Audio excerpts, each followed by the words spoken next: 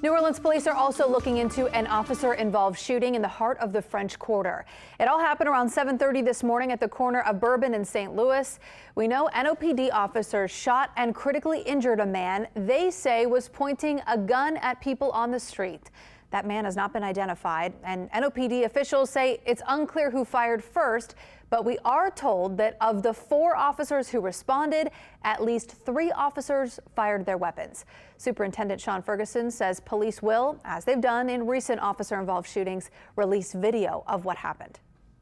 We are enacting our video release policy. This is an unfortunate incident. Whenever our officers have to resort to using their weapons during their course of duty.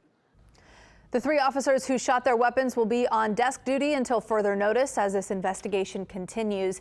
Details surrounding when the video will be released are still unclear. Chief Ferguson tells us more information on that will be coming soon.